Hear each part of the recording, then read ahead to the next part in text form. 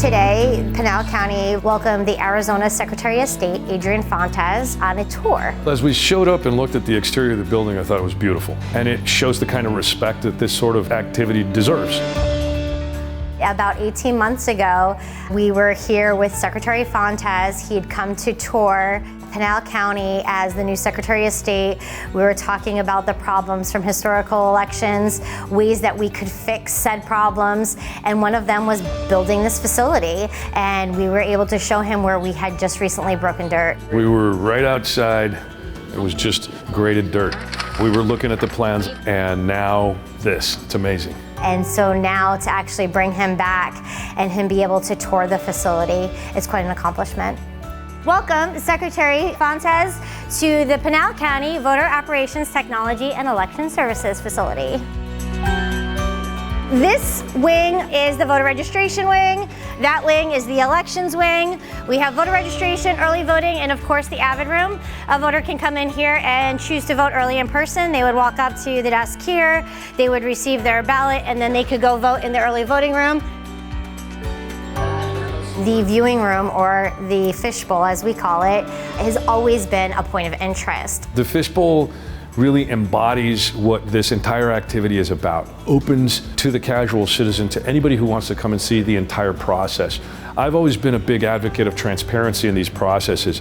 The way that Pinal County designed the fishbowl and all the election activities that happen around the observer is really a testament to their dedication here in Florence to that kind of transparency. So I think they hit it out of the park with that. Not only do we have the ability to view when our ballots are coming in from the post or our ballot drop boxes, but also the signature verification and receiving process. When we transfer ballots to the elections department, we create that anonymity between a ballot and its affidavit, and then when those ballots then go to tabulation.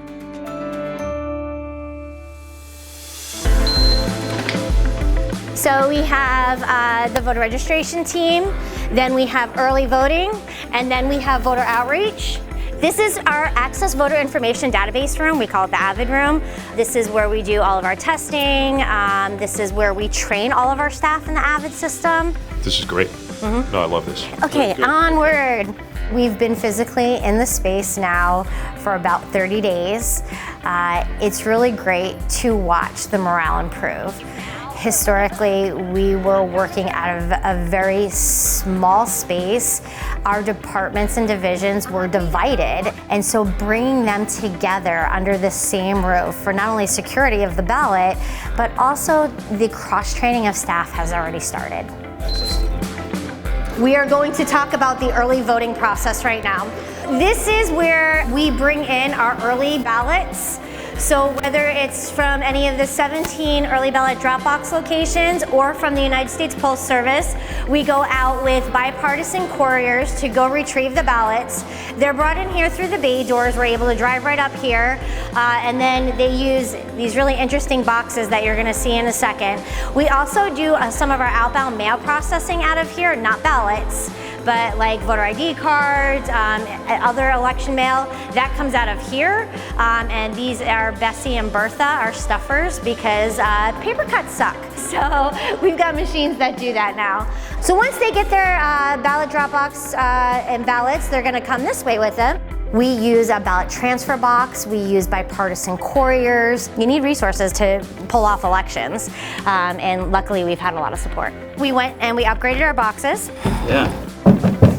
They hold more ballots, which is really awesome, especially during a presidential election year. We create a geofence, not only around this building, but also around all of our ballot drop box locations and also around the county. So as we move with the GPS locks, it's tracking it.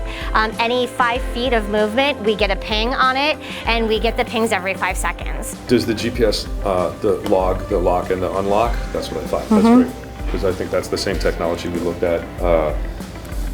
And then so then it knows that it got locked on site and then it got unlocked here. That's correct. When we deploy out the couriers and the bipartisan team, they're going to have a box for every one of the drop boxes. So there isn't a lock and an unlock out in the field. That doesn't happen. It's this one goes to Santan Valley Public Health. They get it, they lock it, they bring it back. So you are now in the signature verification area.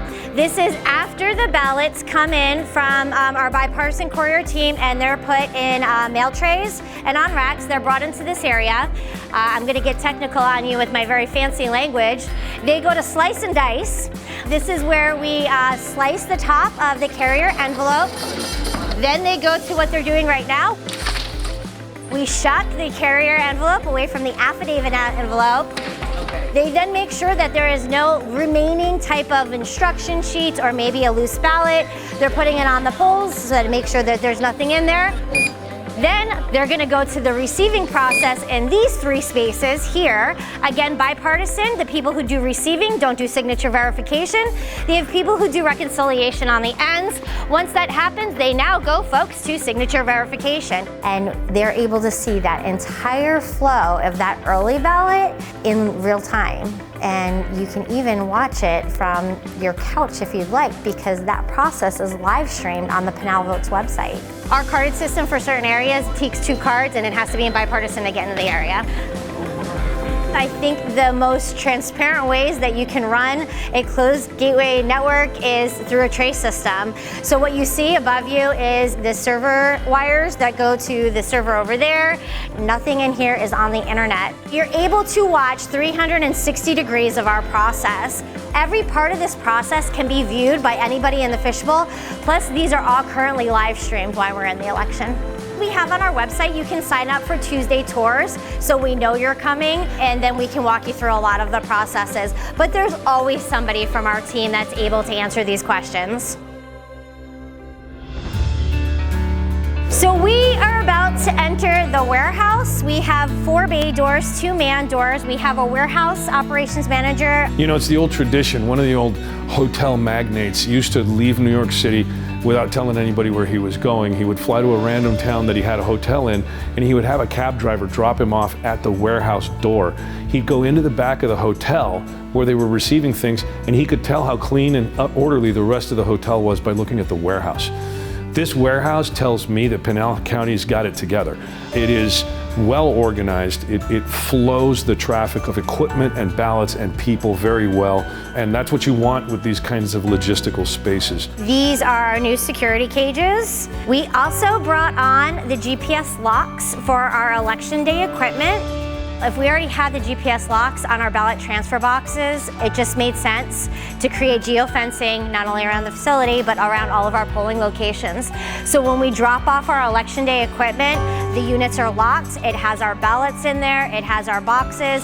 So again, we know when they move 5 feet, and we also know every time they're locked and unlocked. And right there, if I go to the system, it'll show me that it was unlocked. And you're locking through here? Yeah, we go through here with the small one, and it goes through here, and then it comes up and around. I really like this. Thanks. It's clear to me that this facility was designed by the people who are actually going to work here and who are familiar with the way elections work. We also brought the architects and engineers through our current spaces, our old spaces, to explain to them why it didn't work, why we had bottlenecks. There's a real flow to the data and information, even if that information is a ballot envelope, where it goes, you know, from the moment that it drives into the warehouse facility space to where it gets unloaded, to where it gets screened, and through the processes all the way through. It's a very sort of organic movement into the space where the ballots ultimately reside in that vault.